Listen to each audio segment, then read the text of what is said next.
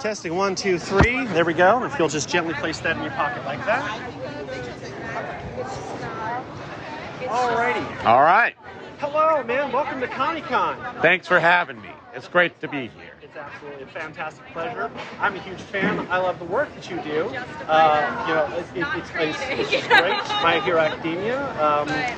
Denki Kaminari is a fantastic staple of the show. Yes. And he's the lovable goof. He is. Without being too much of a goof, but so much lovable. That's right. It's the perfect blend, I think. Yeah. So, tell me a little bit about yourself. A little brief intro. Excuse me. Sorry. So I started off in audio. I want to work on music. I wanted to be the next Rick Rubin. But I was unwilling to move to LA or New York, so I stayed in Dallas. It's kind of where I grew up. But I got lucky because that's where Funimation happened to be, in the Dallas area. So I got in as an audio engineer, working with a director and an actor, just working on shows like One Piece, Triple X, all stuff like that. And I did acting when I was like a kid and a teenager, but like it was always like fun, but I didn't think that would be like a path that I would take. But then working with the director and an actor all day, every day, it kind of rekindled something. I was like, I want to maybe try and get back into that. And so I just kind of got little things here or there, and then eventually Tyler Walker, who directed most of Fairy Tail, I took over for the final season, but he quickly realized that like I kind of got like some energy and I can kind of do this a little bit. And so he gave me my first named role, Jason the reporter in Fairy Tail, and that kind of just started it. And I was just getting kind of more and more and more. Colleen cast me as Denki in My Hero, and that brings me here to Birmingham, Alabama. That is a fun time there. Tell me, were you like into any of the arts as a child? Did you have the bug? Yeah, I mean, just like, I can't draw at all, but I've always been really into filmmaking. So me and my friends, like, we would like just come up with like, we called them indie films, but like, they were just like little shorts. And we would just come up with ideas, write little quick scripts, and like just shoot little things. So that's probably the main one that I kind of focused on was like filmmaking. Awesome. How'd you end up with the jump from filmmaking to voice acting? Where was that journey? I mean, while I was working at Funimation, it's like I said, it's just kind of that bug that I had that you called it when I was a kid just kind of came back, So, and while I was working there, I worked with like Todd Habercorn. We worked on a couple little indie things together. And so just kind of those skills, while not directly transferable, you were able to still like figure it out. Like, so I would do like on-set audio, and I was able to, I can apply those like theories and skills in a way to like doing ADR and stuff like that. Right, it's all relatable. Yeah. I love it. Tell me, what was your breakout moment where you said, this is what I'm going to do? Jason was like, that was a big moment for me. I think probably my first lead role, Soigan Riku in a show called The Silver Guardian, 2 seasons. No one's ever seen it. It's fine. They will tomorrow. Maybe. I hope you do. It's great. But that for me, like, that was like a director, like, because I'd been doing some small parts here and there, and they were really fun. But that was, Jade Saxton, the director of that show, like, she like believed that I could carry a show, So that's for me. That was like, okay, like, I think I can do this, So it's been great, a lot of fun, and every time a director like casts you in anything, it's like they're putting faith in you and your acting abilities to like be this character, bring this character to life. So that's pretty cool. Absolutely. Tell you what, people who are in voice acting, they hear these kind of silly questions all the time. For the people who always want to get into that kind of stuff, what's the little tidbit that you yourself had to work and earn for that you would recommend for somebody wanting to do voice acting? So you want to approach voice acting. You don't want to get into voice acting. You want to get into acting. So you want to do theater, improv, take acting classes, like just consume it all together as a craft. Because all those, like you might think, well, I just want to get in the booth. I don't want to get on stage. But those skills you learn help you become a better voice actor. Because like when you're in the booth, you just have to convince one person that you're that character. And you have multiple opportunities to do so. on stage, you have one chance, and you're convincing an entire audience. So like, you're gonna get booed. You're gonna have some audiences who aren't into what you're doing, but that's good. You need to learn. Okay, what did I do? Like, how can I do better? And so doing theater and improv and stuff like that helps you become a better overall actor and therefore a better voice actor. So you definitely want to do that stuff. Build up your resume, and then you can cut a demo with the studio. And then with your resume and your demo, you can shop around. Any major city has a voice acting hub because, you know, commercials need to be made. Companies have internal industrial videos that need to be made. So there's a market anywhere. And so every market will have some sort of agent. You know, so you want to take your resume and your demo, shop it around to different agents. When you get an agent, they will find work for you, including creative stuff like anime and video games and stuff like that.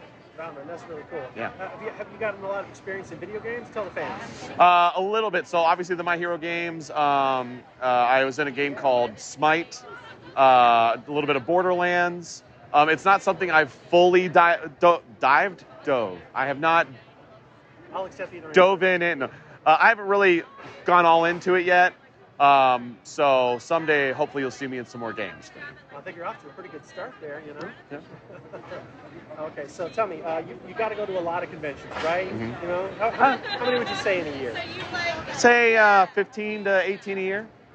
That sounds exhausting. It's great. It's a lot of fun. I mean, we're in this rare opportunity, especially with simuldubs, where like you'll record something, 2 weeks later, it's out on the internet in the world on TV, and then you can like, you know, some amount of time later, a couple weeks later, go to a show and then talk to people about that thing you just did. And it's kind of a very specific to anime and simuldubs that's possible. But it's also great when, like, I'm Hiro Kaneshi in The Disastrous Life of Psyche K. We recorded that 6-7 years ago, and the fact that I'm still talking to people about it, talking to people about Fairy Tail and One Piece, you know, Marco the Phoenix and One Piece, like, it's so cool that you'll record these things and be these characters, and people are, like, they relate to them so much and love them so much that, like, they want to talk to you about it. So I'm very lucky. It's pretty cool. Right, it's a blessed life. Yeah. Speaking of simulcast, it's a relatively semi-new concept. You know, back in the day, you might take weeks or months finishing a project, and they say, "Hey, man, boss, when are we going to see it?" And a year, 2, 3 goes by. Tell me about the difference of what it was like before the days of simuldubs and now. So, I mean, simuldubs definitely has that benefit of you work on it and people see it almost immediately. The cons are we'll make, I don't want to say mistakes, but you know, you won't necessarily have all the information because sometimes the Japanese licensors, they won't have the ability or the time to like give us some information ahead of time. So most of the time they do, sometimes they don't. So, or you won't have source material or access to the source material. So like you'll have a character that, oh, it turns out their voice should have sounded like this, or oh, it turns out this character is a villain, and like we won't know that. But producers are great about like, hey, no worries, we'll re-record it, you know, and then we can put it back up. Or so not a huge deal, but you know, that is kind of the pro and con of you get your anime, your dubbed anime, much faster now. Sometimes some stuff happens, but that's okay. So the downside of we now call those home video dubs. The downside of those, of course, is that it can take 6 months, a year and a half to get those. The pros is you have all the information, you have the whole show immediately. You can watch it, you know what's going to happen, you have all that information ahead of time. You know, it's a little easier to cast, and you can cast like a character in episode 11 or something immediately, you know, so that's the good side of that. So pros and cons to both. Absolutely. So let's talk about character development as an actor, voice actor, any variation on this here. What is your process where like they hand you a script, they say make somebody out of this? How much do they put into it versus how much do you put into it? You rely on the directors a lot because talked about kind of how to go down that path of becoming an actor, voice actor. Some skills you would need to work on. Big one, cold reading skills. Because unlike a film or like an audiobook, or actually no, audiobook applies this as well. You get your script as you walk in. Hey, we're working on this scene. Here's the lines, go. So we actually see a lot of people who kind of start off doing anime voice acting or kind of cut their chops doing anime voice acting. When they go do something else, they end up like really succeeding because it's an intense and specific way to act because it's like, you're on. You've got to be that character right now, and then you move on to the next scene, you know? So you rely on the director a lot because they give you all the context. They give you motivate, like all of that. So we really rely on them a lot for all that information. And so you just learn to kind of like, okay, all right, I'm in this character. And then especially when you're like a supporting character, recurring character, you kind of get into it. Like, I can pretty easily get into Denki. It's just like, oh yeah, and that's right, I'm this guy. And you'll have like the engineers are magical wizards. They can, if you like kind of mess up or something, like they can like cut together stuff so they're not wasting any takes or you're not ruining any takes. But they'll have like reference lines for you. So you're like, oh, I kind of remember what this guy sounded like. I'm like, oh, here's him angry. Here's him loud. Here's him sad. Like da-da-da, boom, boom, boom, boom, boom. Okay, all right, cool. I'm in them. So we have a lot of resources to be able to quickly get into those characters. Let's see. So in any form of acting, there's a certain amount of you that you put into it. Sometimes you're playing a character you can't relate with at all. Yeah. You know? And then there's times where you're like, man, this guy is me. it's a drawing of me. Talk to me about the characters that you do relate to, and other ones that are like, he's an alien, but I'm going to be him today. So yeah, the Venn diagram of Kyle and Denki is basically a circle. Oh, so it's out right there? Yeah. That's cool.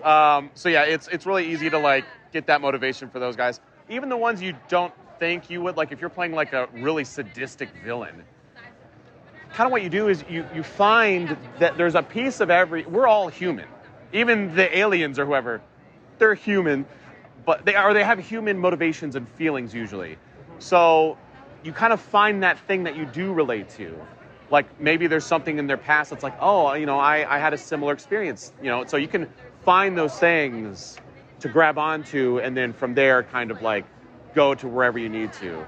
But I mean, that's acting. You're imagining, even if you have nothing to relate to with that character, well, let me imagine that I am. Like, how can let me put my mind in his mind, and how do I get to that place that they're at? So sometimes it's easy, sometimes it's very challenging, so it just kind of depends. Right, every role is different. Yeah. Right, so in the process of putting in those kind of things, do you ever find yourself having like a moment of a life's revelation? Like when you're like, oh, this is a cool script, and then it relates to your life. You're like, gosh, wish I'd have known that. You know, teach you something? Help you work through something? Nah. No? All good time? I play a lot of comedic and goofy characters, so it's easy for me to like get into those characters. I haven't done too many tragic, overly dramatic characters yet. I've had a few, but never anything that's like changed my life. Hey, sorry. You know what? No, that's good. I think that's good. I feel that that's a sign that you don't have maybe as many other traumas as some people might. So that's good. I've had a pretty fun life. That's a blessing. I don't see that as bad at all. Thank you. No, like I feel envious of people who have it that good. I think that's fantastic. Thank you. All right. So I know a little bit about voice acting myself here. One of my favorite things is springboards. You know, like vocal springboards. Oh yeah. Phrases or words that get you in the mindset or a voice or an accent. You got a little list of some good ones that get you. Oh yeah. I mean, Denki just is the immediate one. I basically I get in the booth and I say, you know, we basically just met you, so it's kind of telling that we all know your personality is flaming crap mixed with garbage. And I'm in Denki. Man, you don't even sound the same there. It was amazing. Thank you. And actually, my voice, this is day 3 of Comic-Con, my voice is a little thrashed. So I wasn't quite there, but... You want a cough drop? No, I'm good. I've got one. Got any good encouraging words for any fans or wannabes out there trying to get into the biz? I mean, kind of the best piece of advice is, you know, voice acting is, people are really they want to get into it more than ever because the technology has gotten cheaper, easy to use, more accessible. So there's this attraction to it because it's like, I do voices, and I feel like I could do that. So, and I can now like do it in my house. We learned remotely that if you've got like a walk-in closet anywhere in your house, it's kind of 80% there to being like a vocal booth, because it's got usually carpeted floor. It's in a quiet part of the house. All the clothes hanging up kind of dampen the sound. You got to treat the ceiling a little bit, and like in the corners you want to put some bass traps, but like you're kind of there. So it's like you got to have an $8,000 whisper booth. So you don't need that anymore. But you don't, like I think I said this in that first question. You don't want to just do voice acting, because your acting abilities will become very limited. So my best piece of advice is like consume acting in general, do theater, improv, do all that stuff, take acting classes, like make sure you do it all. Even a lot of people are intimidated by theater, and rightfully so, but it is there's no better, like classes are great, but there's no better like teaching than theater, because it's sink or swim acting. Like I said, you go out there and you just gotta convince this audience. You have no choice. So it's like, you just kind of do it. So it's easier to teach people the technical sides of dubbing than it is to teach maybe a radio guy who knows the technical side of things how to act. So there you go. We're talking a good bit about theater here. Did you do a good bit of it in like preschool, high school, elementary, something like that? Yeah, as a kid, a little bit. In school, like I said, like it was always like, I like doing this with my friends. I like creating these characters, but like in my mind, I was going to get into music, so I never quite dove into it. So it's a little hypocritical that I'm like, do theater, and I did very little of it, but. What was a good show you did? What was your favorite one? Oh, man. I don't even remember. High school was a blur. So I remember doing some random shows, but nothing really sticks out. That's okay. It's a good time there. All right, so you do lots of theater. How about music? Did you ever do any kind of musical career? Yeah. I played the trumpet in high school. I used to play bass, and I've been in a lot of bands. I think I've been in like 10 bands, and most of the time it's like we made one song and would play it like someone's party or something like that, and like that's basically it. But I wanted to do the behind the scenes stuff. I wanted to produce people's music, and I did a little bit of that, but then I quickly got into this stuff, and so I kind of moved away from that. But well, I believe we are nearing the end of it here, so I wanted to ask you, do you got anything you want to shout out, any like podcast shows or things we should be paying attention to with Kyle Phillips? Yeah, no, I've got some fun original content coming this year, and you can kind of find me anywhere. Kyle Phillips Fun, that's my username pretty much everywhere. So TikTok, Twitter, Instagram, Discord, anywhere. Kyle Phillips Fun, YouTube. My big thing right now is Twitch. So in addition to all that other stuff, I've been playing video games like my whole life since I was like 5. I love video games. And so when the pandemic happened, actually Rico Fajardo, who's Mirio in My Hero Academia, a year before the pandemic happened, he got Death Stranding. He's like, hey, you want to come over and play with me? I'm going to stream. And I was like, stream? Sure. So that's kind of where like I learned about it, and I was like, cool. And I was interacting with his chat and his community, and it was cool. And so that kind of was in the back of my head. And then the pandemic happened. I was like, oh yeah, let me try this streaming thing, because we're not doing anything. And my first few streams was on a TV tray in my living room on my MacBook Air. And those were a lot of fun. I learned a lot early on. So now I've got a great setup. But yeah, twitch.tv/Kyle Phillips Fun. If you were to follow me any one place, I would say there, because I love playing games with people. Anytime I do a multiplayer game, I always involve the community. You can play Smash Bros, Call of Duty, Among Us, whatever with me. So I just like to have fun and play games with people. Absolutely. Who doesn't love good video games? That's right. I'll say, what's the best video game right now you're playing? Is it Among Us? Call of Duty. Call of Duty. Modern Warfare 2. Yes. I never played Call of Duty before Modern Warfare 2019. That was the first Call of Duty I played, because I was a Halo player since Halo 1. And then I don't know. I caught the fever. I'm super into Call of Duty right now. So if I find you somewhere secret, can I get your handle and we'll play later? Yeah. Gotcha. All right, we'll play right now. Okay, cool. Don't let nobody ask about it later. Yeah. All right. So I want to ask you one final question. It's my favorite question I ask everybody here. Okay. So this is a no context filler kind of concept here. The question is there a story, scenario, opportunity that's ever happened in your life that there was no good way to ask about it that you'd love to share? Something funny, something silly? Wait. Okay, sorry. Ask the question again. So the question is there something you always wanted to share, but nobody asked you the right question to share it? This is that moment. Okay. Man, I don't know if I have an answer for this question, to be honest. I don't think I have an answer, man. That's okay. Man, it sounds like you just live a really cool, chill life, and I like it. Yeah. All right, man. Well, thank you so much. My name is Levi. This has been Con Sweet Media, and it's been an absolute pleasure. So, thanks, y'all.